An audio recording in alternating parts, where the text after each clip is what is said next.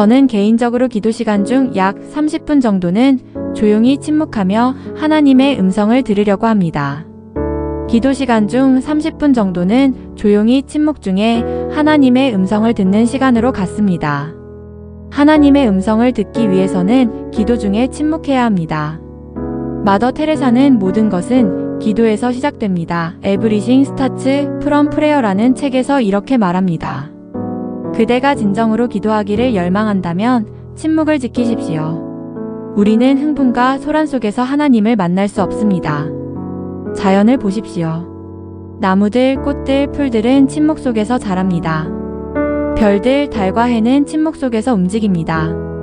중요한 것은 기도 중에 우리가 하나님께 무슨 말을 하는가가 아니라 하나님이 우리에게 무슨 말씀을 하시는가입니다. 침묵 속에서 하나님은 우리에게 귀를 기울이십니다. 침묵 속에서 주님은 우리의 영혼에게 말씀하십니다. 침묵 속에서 우리는 또한 주님의 음성을 듣도록 특권이 허락되었습니다. 침묵 속에서 하나님은 말씀하십니다. 그래서 예수님께서도 마태복음 6장 6절에서 하나님은 은밀한 중에만 함께 하신다고 말씀하십니다. 너는 기도할 때에 내 골방에 들어가 문을 닫고 은밀한 중에 계신 내 아버지께 기도하라.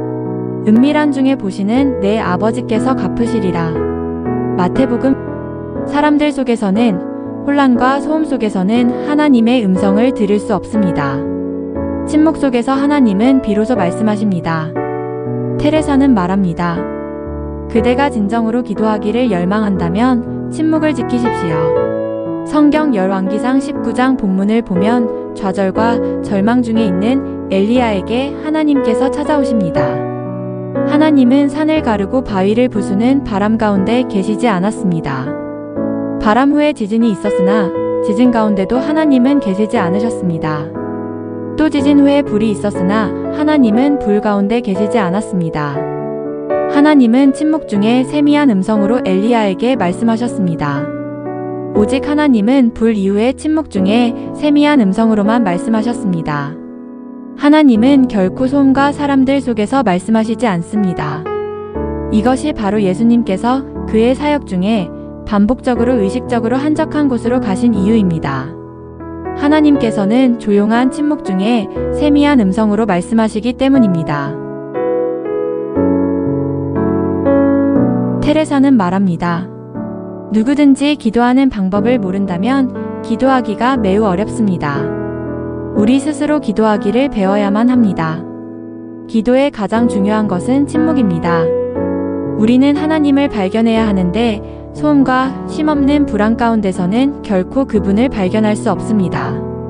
그대가 진정으로 기도하기를 열망한다면 침묵을 지키십시오. 하나님이 거하시는 자리는 침묵입니다. 하나님이 거하시는 장소는 침묵입니다. 하나님은 침묵 속에서 세미한 음성으로 당신의 음성을 들려주십니다. 그래서 테레사는 하나님의 언어는 침묵이라고 합니다. 하나님의 음성을 듣는 이 침묵 훈련이 중요한 이유는 무엇입니까? 테레사의 글 중에 이런 글이 있습니다. 천지 창조 이전에도 침묵이 있었습니다. 라는 글입니다. 태초에 하나님이 천지를 창조하시니라. 땅이 혼돈하고 공허하며 흑암이 깊음 위에 있고 하나님의 영은 수면 위에 운행하시니라. 창세기 11-2. 천지 창조 이전에 침묵이 있었습니다. 천지 창조 이전을 한번 생각해 보십시오. 천지 창조 이전을 한번 상상해 보십시오. 땅이 혼돈하고 공허하고 흑암이 깊음 위에 있었다고 하였습니다. 조용한 침묵만이 있었습니다. 조용한 침묵만이 흘렀습니다. 테레사는 이 침묵의 힘으로 세상이 창조되었다고 하는 것입니다. 천지 창조 이전에 침묵만이 흘렀습니다. 이 세상이 만들어지기 전 고요한 침묵만이 흘렀습니다. 그 침묵 중에 하나님은 빛이 있으라고 비로소 말씀하셨습니다. 그래서 테레사는 말합니다. 이 세상을 만든 힘은 침묵이다. 침묵 중에 이 세상이 만들어졌기 때문입니다. 테레사는 천지 창조 이전에도 침묵이 있었습니다. 라는 글에서 이렇게 말합니다. 인간에겐 침묵이 필요합니다. 홀로 있든지 함께 있든지 침묵 안에서 하나님을 찾아야 합니다. 바로 그 침묵 안에서 우리는 바쁜 활동에 필요한 영적인 힘을 모읍니다. 바로 그 침묵 안에서 우리는 우리 앞에 들이닥친 크고 작은 심각한 문제들을 해결하고 대처할 힘을 얻습니다.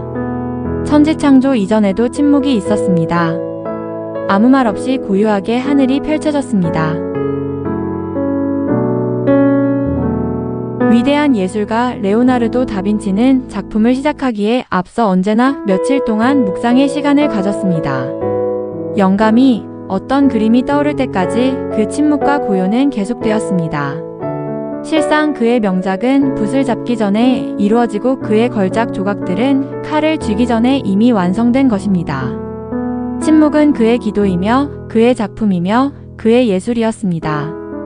하나님은 우리가 어느 곳에서든 기도하도록 정하셨지만 그분의 영광이 머무는 곳은 홀로 하나님과 독대하는 고독한 곳이다.